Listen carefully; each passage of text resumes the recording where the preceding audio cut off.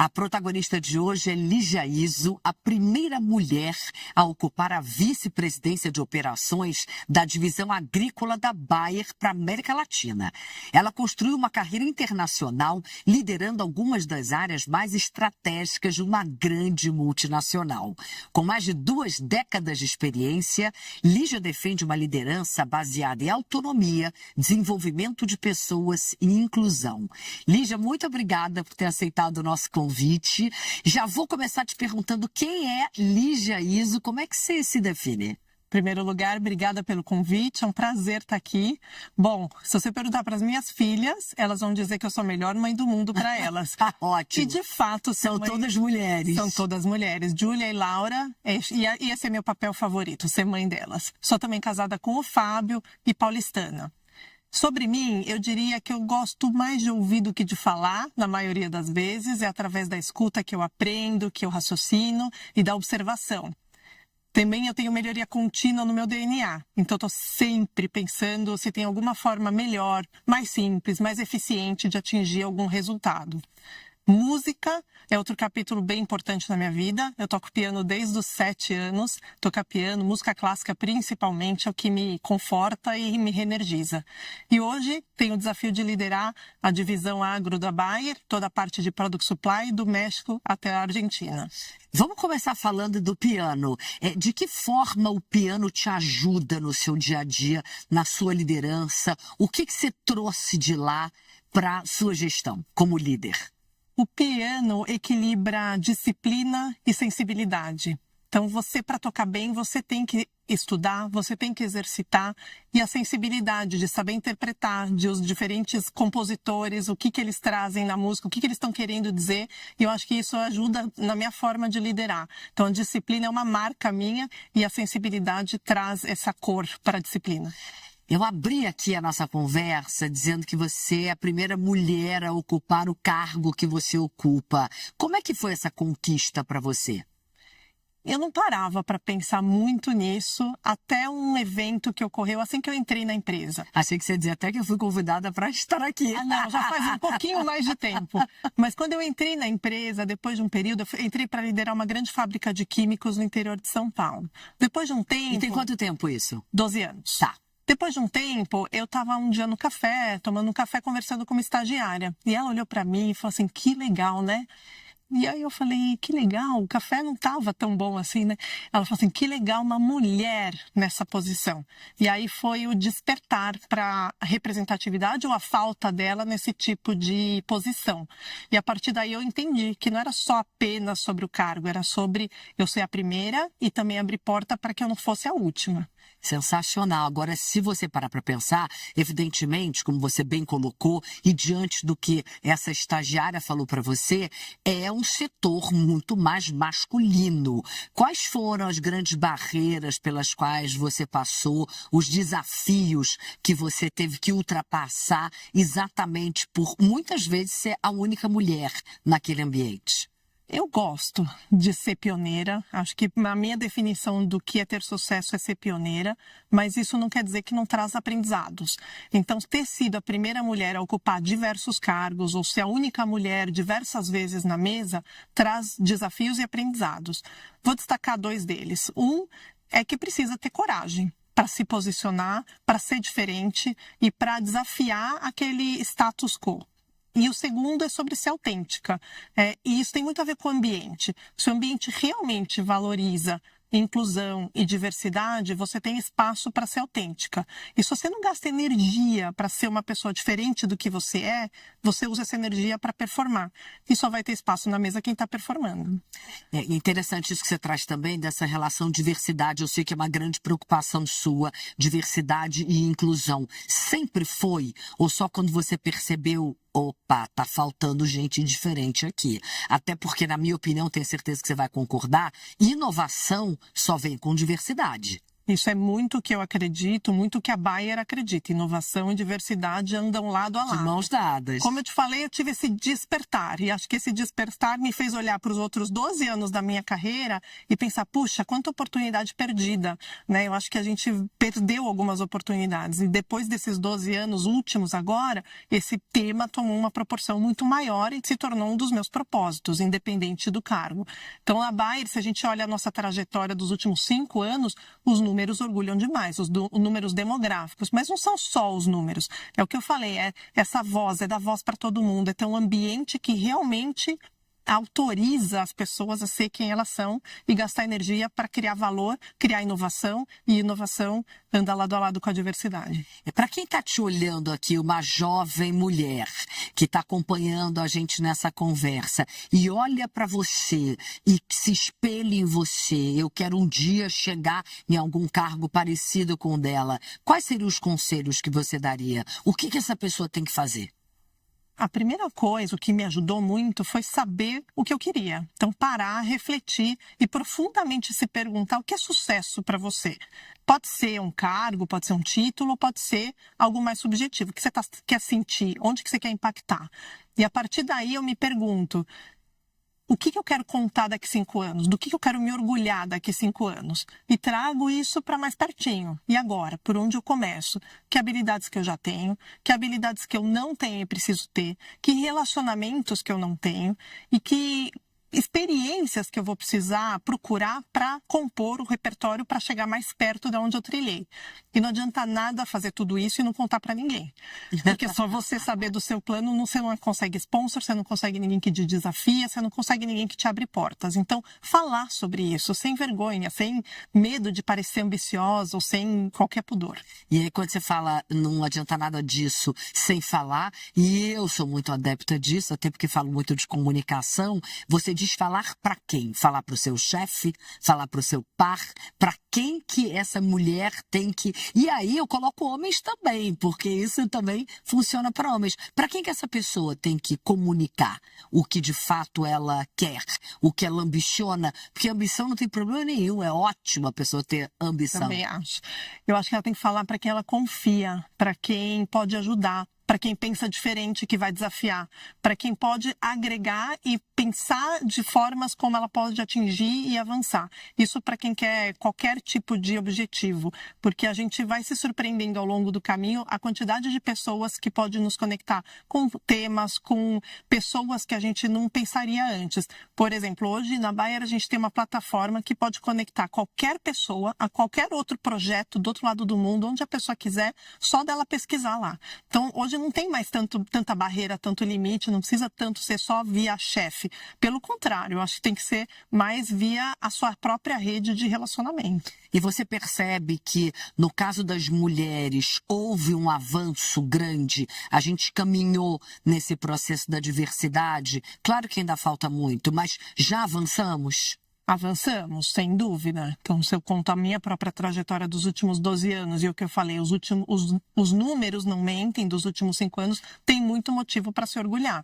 Mas assim como a gente estava discutindo a questão de mulheres atingirem altos cargos de liderança, e isso já está melhorando, na Bayer Brasil são 60% de mulheres na liderança, então isso é um marco. Levando em consideração todo o grupo, da liderança, todas as divisões. no topo. Sim, mas todas as divisões da Bayer Brasil. Que bom. Isso é ótimo. Mas eu também queria discutir a falta de acesso a muitas mulheres ao mercado de trabalho. Então, práticas como ir ao mercado, uma história que eu posso contar, nosso site lá em Belford Roxo, no Rio, ele capacita mulheres em situação de vulnerabilidade para entrarem no mercado de trabalho, seja na Bayer ou em qualquer um.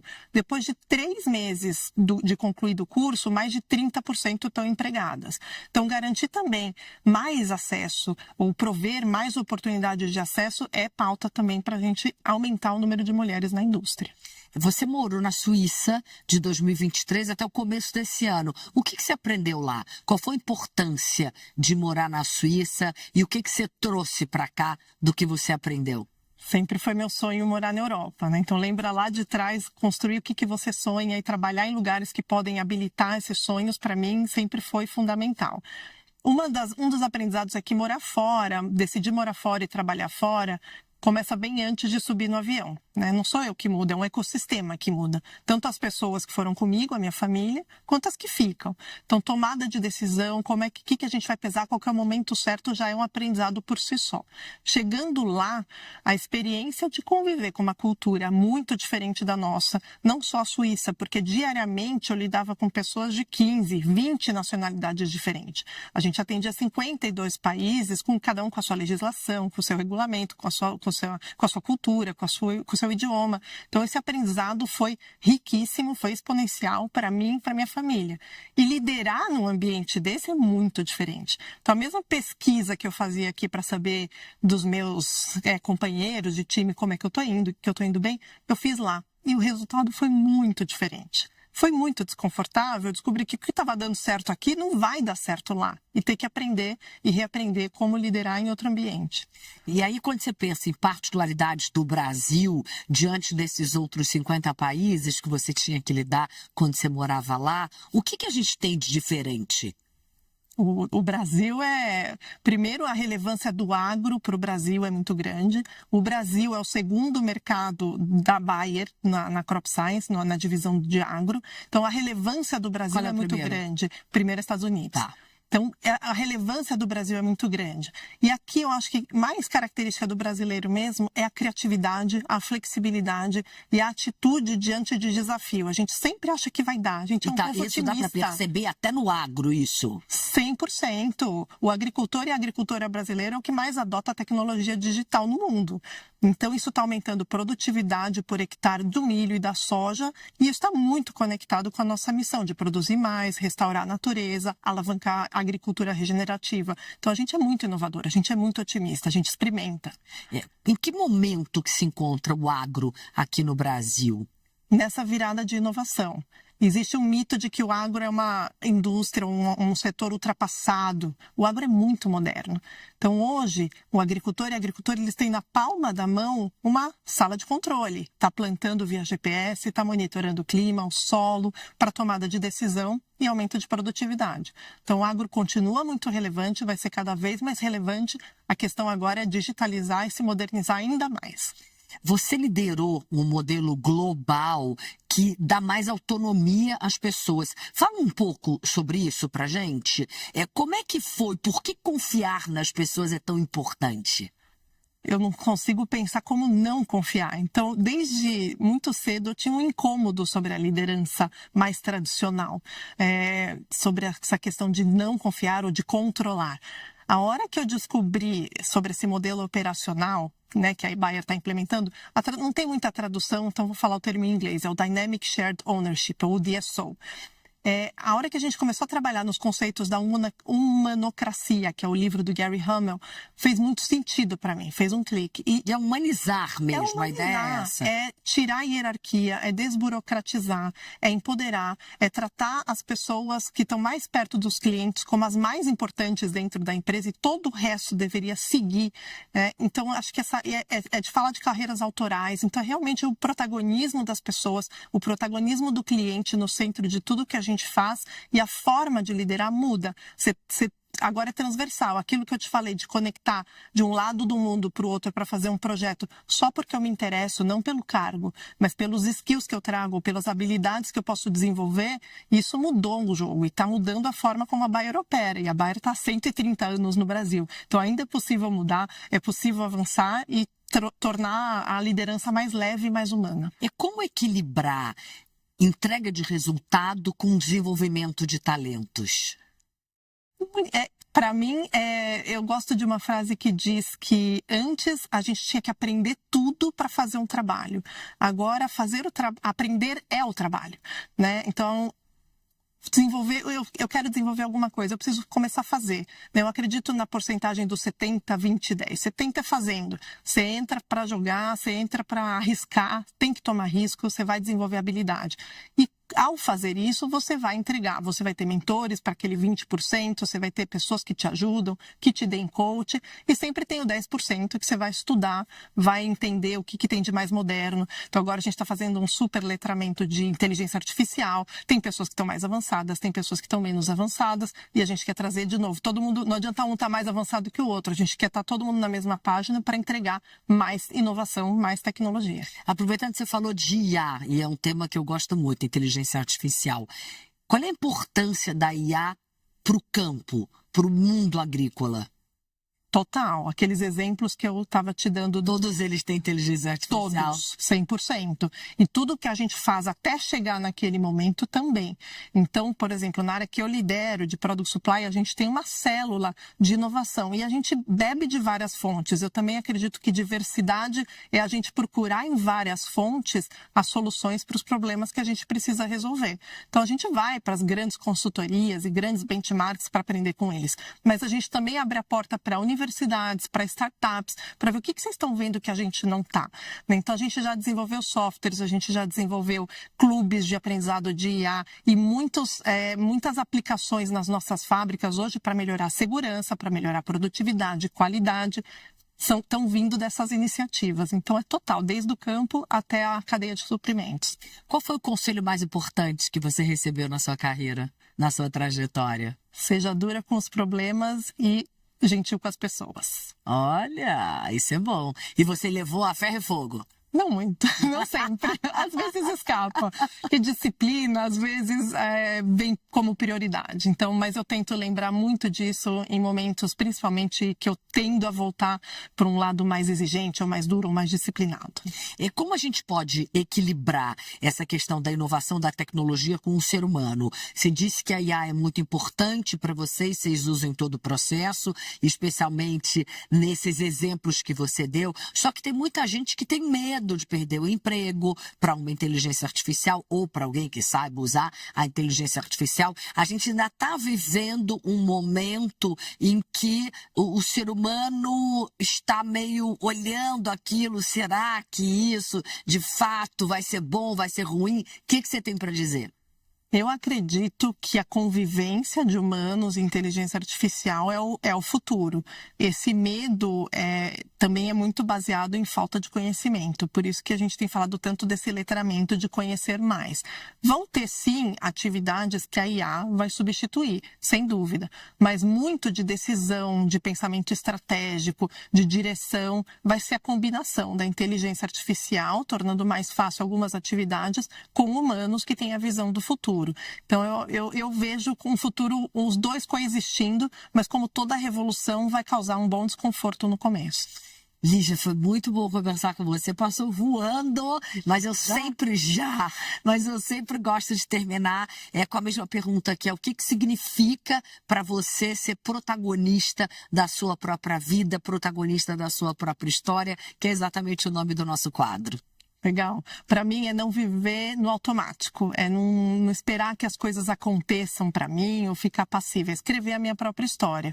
É claro que eu tenho que reconhecer os meus privilégios, os meus desafios e me responsabilizar pelas minhas ações. E também protagonismo para mim é ir além da minha própria história, é abrir portas para que outros venham comigo. Então, é assim que eu defino. 100% com você, principalmente nesse final. Muito obrigada. Obrigada. Prazer mesmo te receber aqui. Prazer foi meu. Obrigada.